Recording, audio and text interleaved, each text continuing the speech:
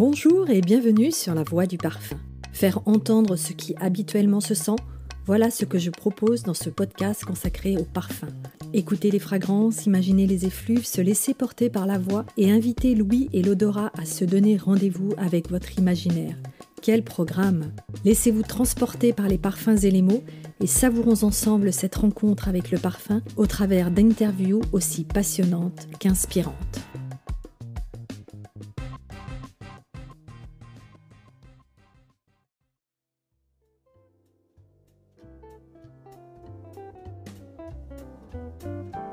Bonjour et bienvenue sur La Voix du Parfum. Aujourd'hui, nous entamons notre épopée dans le monde de la mode et du parfum au début du XXe siècle avec Paul Poiret. Connu pour son extravagance, surnommé Poiret le Magnifique, il puise son inspiration dans l'exotisme et l'orientalisme, alors en vogue à Paris. Visionnaire, il utilise d'abord le parfum comme objet de communication. Ses premiers parfums seront offerts lors des soirées mémorables et des éblouissantes fêtes costumées qu'il organise, où se presse le tout Paris, et bien sûr les clientes de sa maison de couture. L'alliance entre le parfum et la couture vient de naître. En 1910, il fonde sa parfumerie au 107 rue du Faubourg Saint-Honoré à Paris et ses ateliers de fabrication à Courbevoie, sous la raison sociale Les Parfums de Rosine, prénom de sa fille aînée. La commercialisation de ces parfums démarre en 1911. Le trublion Poiret comprend que le parfum est la touche finale d'élégance, une parure impalpable, la signature de la femme moderne. Je ne vous parle pas d'économie, je ne vous parle que d'élégance. Achetez les parfums de Rosine, dit-il. Mais l'intrusion du jeune couturier dans l'univers de la parfumerie suscite des interrogations chez les parfumeurs. Faut-il donc désormais considérer le parfum comme un accessoire de mode ?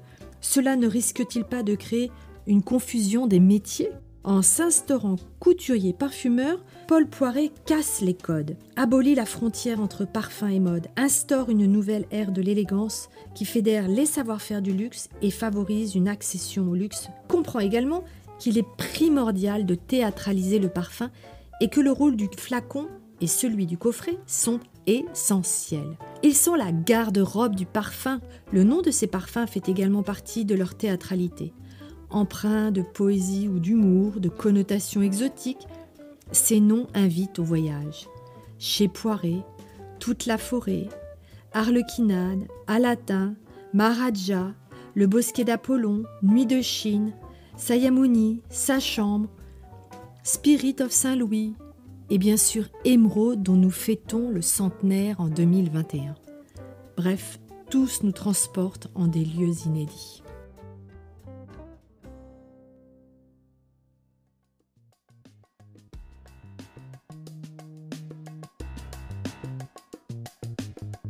Merci de nous avoir suivis sur La Voix du Parfum. N'hésitez pas à liker, commenter, partager et à vous abonner. On se retrouve très bientôt pour une autre interview ou lors d'une échappée belle sur La Voix du Parfum, le podcast. À bientôt!